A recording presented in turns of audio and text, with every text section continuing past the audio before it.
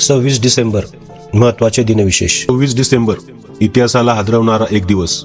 धर्म, सत्य आणि स्वाभिमानासाठी गुरु गोविंद सिंग महाराजांच्या चारही साहबजाद्यांनी आणि माता गुजरींनी हसत हसत बलिदान स्वीकारले.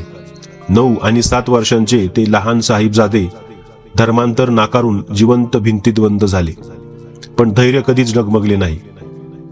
वीर बाल दिवस. याच दिवशी शिखांचे 10वे गुरु गुरु गोविंद सिंग जी यांचे 2 लहान पुत्र साहिबजादा जोरावर सिंग वय वर्ष 9 आणि साहेबजादा फतेह सिंग वय वर्ष 7 यांना मुघल शासक वजीर खान याने भिंतीत जिवंत चिनून मारले होते.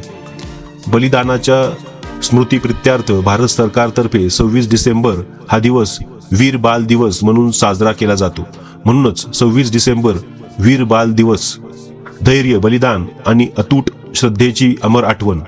इतिहासात अनेक योद्धे झाले, पण धर्मांतराचा विरोध करत हसत हसत मृत्यू स्वीकारणारे साहिबजादे केवळ अमर झाले. राष्ट्रीय व ऐतिहासिक घटना. 26 डिसेंबर 2004 हिंदी महासागरातील भीषण सुनामी. 2004 मध्ये याच दिवशी इंडोनेशियाजवळील सुमात्रा बेटावर झालेल्या 9.1 रिश्टर स्केलच्या भूकंपामुळे निर्माण झालेल्या महाकाय सुनामीचा फटका भारताला, विशेषतः तामिळनाडू आणि अंदमान निकोबार द्वीपसमूहाला बसला होता. ही आधुनिक इतिहासातील सर्वात मोठी नैसर्गिक आपत्ती मानली जाते. क्रीडा. बॉक्सिंग डे कसोटी.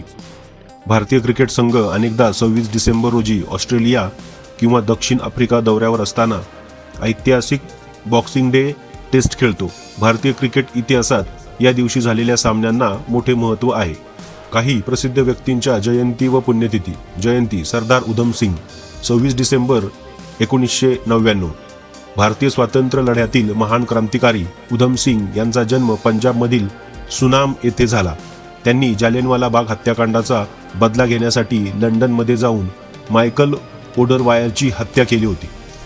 जयंती. बाबा आमटे 26 डिसेंबर 1914. थोर समाजसेवक आणि कुष्ठरोग्यांच्या सेवेसाठी आपले आयुष्य अर्पण करणारे मुरलीधर देवीदास तथा बाबा आमटे यांचा जन्म वर्धा, महाराष्ट्र येथे झाला. त्यांनी आनंदवनची स्थापना केली.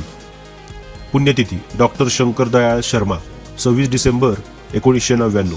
भारताचे 9वे राष्ट्रपती डॉक्टर शंकर दयाळ शर्मा यांचे निधन झाले.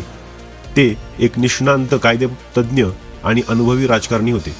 राजकीय घटना. 26 डिसेंबर 1925 भारतीय कम्युनिस्ट पक्षाची स्थापना. कानपूर येथे झालेल्या पहिल्या कम्युनिस्ट परिषदेत अधिकृतपणे भारतीय कम्युनिस्ट पक्षाची स्थापना करण्यात आली. साम्यवाद. सैद्धांतिकदृष्ट्या, वैचारिकदृष्ट्या आणि ऐतिहासिकदृष्ट्या देवाला आणि सर्व प्रकारच्या धर्मांना